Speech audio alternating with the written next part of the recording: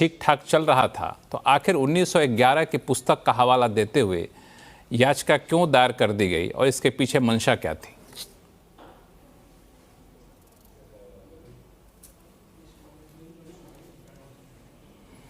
विष्णु गुप्ता जी, मेरी आवाज़ आ रही है आपको?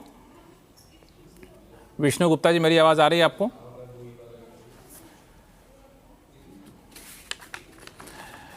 विष्णु गुप्ता जी से संपर्क मेरा नहीं हो पा रहा है। हमारे साथ अजमेर शरीफ के दरगाह के दीवान सैयद नसरुद्दीन चिश्ती साहब हैं। चिश्ती साहब, आपने तो देख लिया होगा जो याचिका दाखिल की गई, उसके बाद कोर्ट की तरफ से जो आदेश आया या फिर कहें कि उन लोगों से जवाब मांगा गया है। इस याचिका में जिस बात को आधार बनाया गया है उससे आप कितने सहमत दिखते हैं? और आप वहाँ पे चूंकि रहते हैं तो इस तरह कोई प्रमाण आसपास दिखता है क्या? देखिए, पहले तो मैं आपको स्पष्ट कर दूं, मैं अजमेर दरगाह के जो दीवान साहब कहा जाता है, अजमेर दरगाह के जो आध्यात्मिक प्रमुख हैं, मैं उनका उत्तराधिकारी हूं, मैं दीवान नहीं हूं। उनका सुपुत्र भी हूं, उनका ठीक है। उत्तराधिकारी भी हूं, सैयद नसरुद्दीन चिश्ती, और ख्वाजा साहब का एक वंशज हूं।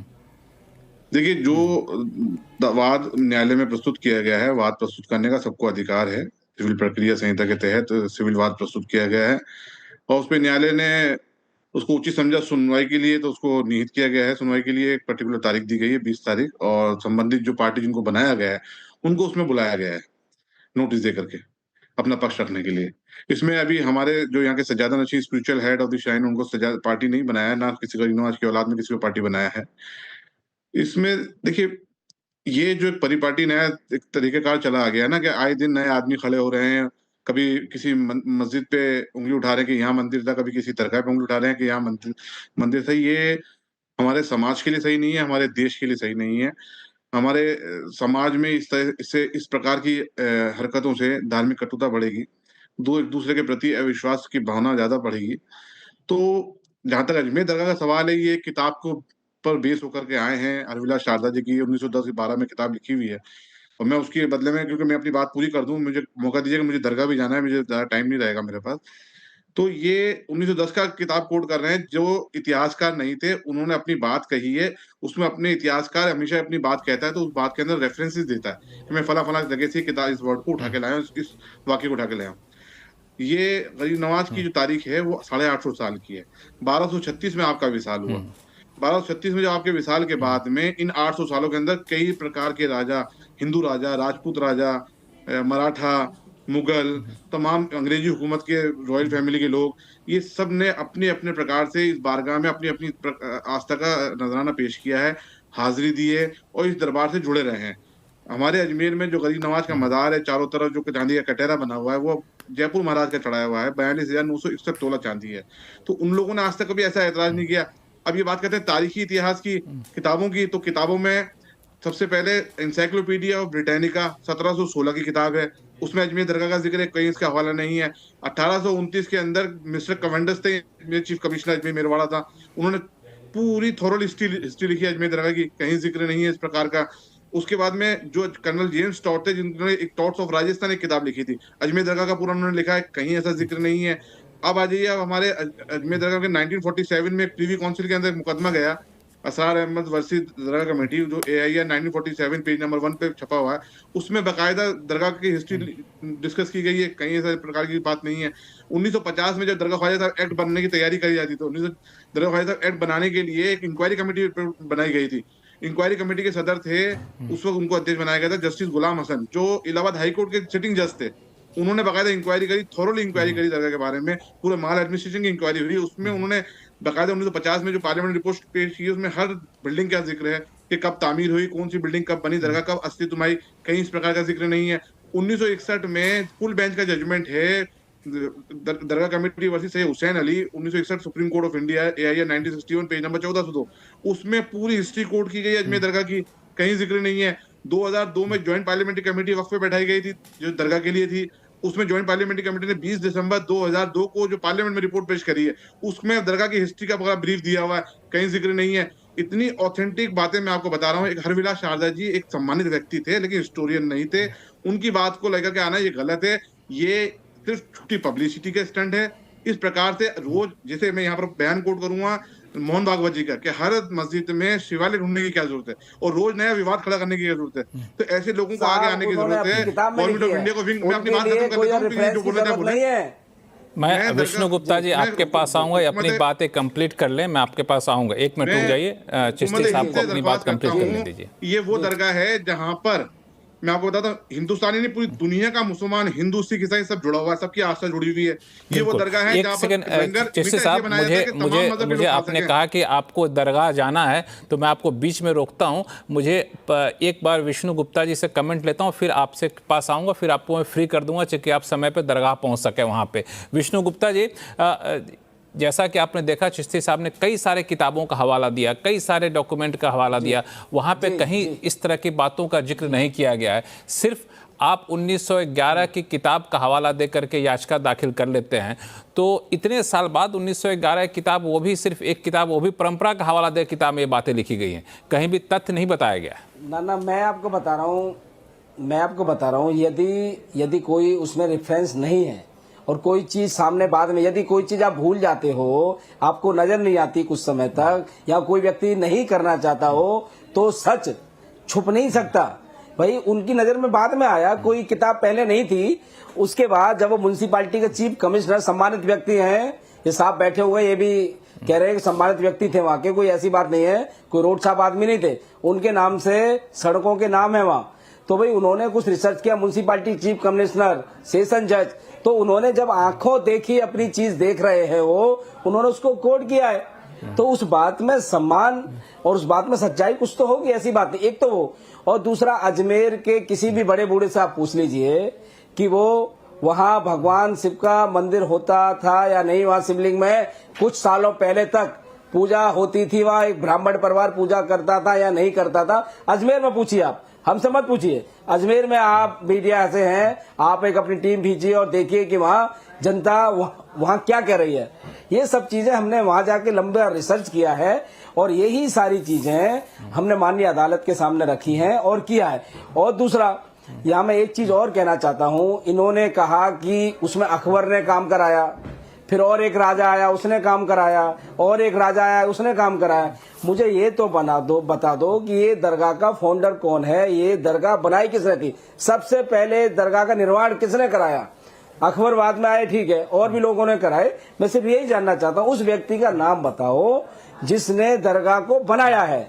आप खुद कह रहे थे वो खाली जगह थी, जब ख्वाजा साहब आए थे तो वो खाली समय थी, वहां पे पृथ्वीराज चौहान के ऊंट बनते थे, वहां से ख्वाजा साहब को हटा दिया गया, ऊंट वहां बैठे रहे, ऐसी शक्ति दिखाई। ये ठीक है, कहानी अच्छी है, लेकिन आप मुझे ये तो बता दो कि सबसे पहले दरगाह का निर्माण कराने वाला वो व्यक्ति कौन है, कौन वो महान व्यक्ति है। विष्णु गुप्ता जी, मैं आपके सवाल का जवाब लूंगा, आपको थोड़ा देर रोकता हूं, चूंकि जो हमारे साथ चिश्ती साहब, उनको निकलना है दरगाह, तो एक सवाल पूछ कर उनको मैं फ्री कर देता हूं। चिश्ती साहब, मान लिया जाए कि वहां पे मंदिर नहीं था, या फिर आप कह रहे हैं कि वहां पे खाली जमीन थी, बाद में दरगाह बना, तो इस बात के सबूत हैं वहां पे, या फिर जैसा अभी बता रहे थे विष्णु गुप्ता जी कि वहां पे कुछ सालों पहले तक ब्राह्मण पूजा कराते थे, उसके अवशेष थे, लोगों ने देखा था, ऐसा कुछ आपने वहां पे महसूस किया था? और अगर कोर्ट ने जवाब मांगा है, कोर्ट ने जवाब, हाँ क्या कह रहे हैं बताइए। ये सब मनगढ़ंत बातें हैं, तारीख में कहीं ऐसा जिक्र नहीं है। मैं कह रहा हूँ 800 साल का इतिहास, अब ये कहते हैं कि इसने कहा था, मैं इनकी बात का जवाब तो दूंगा नहीं, क्योंकि इनका बात का जवाब तो कोर्टों में दिया जाएगा। न्याय प्रक्रिया का जवाब महान व्यक्ति कौन है जिसने ख्वाजा साहब की दरगाह का निर्माण कराया, उस व्यक्ति की भी हम बाजार पे जाना चाहते हैं। वो कौन व्यक्ति है साहब, मुझे तो बता दो। देखिए, जिसने ख्वाजा साहब की दरगाह का निर्माण कराया। मैं बात बंद करूं या आप मेरे को अपने सवाल अपने सवाल पूछ लिया। हर बात का प्रूफ है किसने कब निर्माण कराया, कौन सी बिल्डिंग कब बनी, सबकी हर चीज का जिक्र है। तो नाम बता दीजिए ना मुझे उसका। कोर्ट में देंगे जवाब। आप तो सारी हिस्ट्री बता रहे हो, कोर्ट की हिस्ट्री बता रहे हो, उस महान व्यक्ति का नाम तो बता दो मुझे। आप मेरे को बात खत्म करने दें। ये वो आस्थाना है जहाँ प्राइम मिनिस्टर चादर बेचते हैं, यहाँ आरएसएस की भी चादर आती है, भारत देश को जवाब चाहिए आपसे। ये टीवी चैनल पे बैठे हो आप साहब, जवाब कोर्ट में देंगे, कोर्ट में देंगे आपका जवाब। चलिए, कोर्ट में इसका जवाब मिलेगा। हमारे साथ बीजेपी की प्रवक्ता राखी राठौर साहब भी हैं यहाँ पे। साहिबा साहब, ये बताइए राखी राठौर कि ये जो पूरा मामला उठता है, इस पे एक सवाल बार बार लोग कहते हैं कि ठीक है, बाबरी मस्जिद को देखा, राम मंदिर आया, फिर हम लोग आगे बढ़े, अब संभल से मामला यहाँ तक पहुँच चुका, तो सबको यही जानना चाहता है कि ये अचानक से सारे मामले इतनी तेज़ी से क्यों उठ रहे हैं। और इसके लिए बता दूं आपको राखी जी कि अगर आप देखें, जो राजस्थान सरकार के टूरिज़्म की वेबसाइट बताती है, वो खुद लिखती है कि अजमेर शरीफ दरगाह भारत के सबसे अधिक पवित्र धार्मिक स्थलों में से एक मानी जाती है। इसके अलावा अगर आप देखें, अल्पसंख्यक कार्य मंत्रालय, जो माइनॉरिटी अफेयर मिनिस्ट्री होती है केंद्र सरकार की, वो खुद लिखती है इंट्रो में दरगाह के बारे में कि हिंदू और मुस्लिम समान रूप से पूजनीय है, ये ऐसी जगह है। तो इसके बाद फिर इस तरह का विवाद क्यों? देखिए, भारतीय जनता पार्टी का इस पूरे विवाद से कोई लेना देना नहीं है। जैसा कि अभी चिश्ती जी भी कह रहे थे कि प्रधानमंत्री जी खुद आकर के और कई बार उन्होंने चादर जो है यहाँ पे भिजवाई, और किसी भी पार्टी के रहे हो, ना बीजेपी के ना कांग्रेस के भी जो प्रधानमंत्री रहे हैं, उन्होंने अजमेर दरगाह शरीफ पर अपनी चादर जो है वो पहुंचवाई है। तो ये तो एक ऐसी भारतीय जनता पार्टी का इस विवाद से कोई लेना देना नहीं है। बिल्कुल नहीं है, क्योंकि आप बताइए किसी भी सर्वे के अंदर कहीं पर भी कोई भी ऐसा याचिका करता भारतीय जनता पार्टी का हो या भारतीय जनता पार्टी से रिलेटेड हो, तो आप बताइए। लेकिन मुझे ऐसा लगता है लक्ष्मण जी की कॉन्स्टिट्यूशन पे जिसकी बात लगातार दुहाई दी जाती है विपक्ष द्वारा, उस कॉन्स्टिट्यूशन के ही क्रियान्वयन, उस पर कॉन्स्टिट्यूशन पे आऊंगा मैं, लेकिन आपने जो बात कही कि भारतीय जनता पार्टी का इससे कोई लेना देना नहीं है, तो क्या ये मानूं कि भारतीय जनता पार्टी अजमेर शरीफ दरगाह के सर्वे या फिर इसके पक्ष में नहीं है? देखिए, ये सब कोर्ट में मैटर है लक्ष्मण जी। इस बात को हमें समझना पड़ेगा कि हमारी न्यायिक प्रक्रिया जो है उसमें आप और मैं उतनी जिम्मेदार है कि, और जो कोर्ट डिसाइड करेगा उसके साथ भारतीय जनता पार्टी खड़ी है। लेकिन देखिए, ये गलत चीज है। आपके पास जो तथ्य हैं वो कोर्ट में पेश करने चाहिए। देश में आग लग जाएगी और क्वेश्चन उठाना जुडिशरी पे, ये चीज गलत है। आप इस पे क्या क्रिएट कर रहे हैं? कंट्री के अंदर एक अनरेस्ट की पोजीशन क्रिएट करने की कोशिश कर रहे हैं। और देखिए, अगर आपके पास में पूरे तथ्य हैं तो आपको जाकर के कोर्ट में पेश करने चाहिए। उसमें इतना हल्ला मचाने की क्या जरूरत है? अगर इस पक्ष को सुना है तो कोर्ट उस पक्ष को भी सुनेगी। उस कोर्ट से ऊपर कोर्ट जाने का भी आपके पास ऑप्शन है। लेकिन मैं ये पूछना चाहती हूँ लक्ष्मण जी कि कौन अपनाता है दंगों का रास्ता?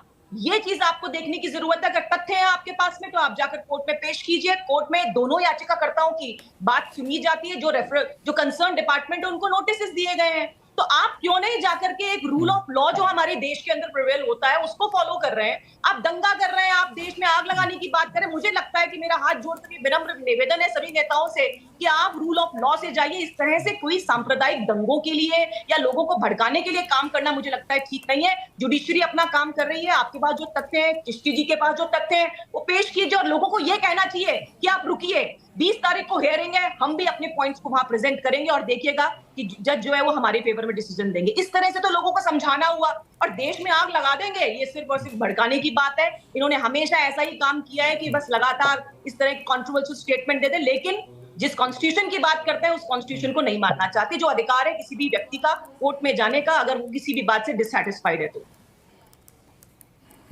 बिल्कुल, ये कोर्ट में मामला है, कोर्ट इसको डिसाइड करना चाहिए, इसे बाकी लोगों को बयान नहीं देना चाहिए। लेकिन दो बयान काफ़ी आज चर्चा में रहे। एक बयान थे असुद्दीन ओवैसी साहब का, जो कि अध्यक्ष हैं AIMIM के, और दूसरे गिरिराज सिंह जी के, जो कि केंद्र सरकार के मंत्री भी हैं। इन दोनों का बयान आपको सुनवाता हूँ बैक टू बैक।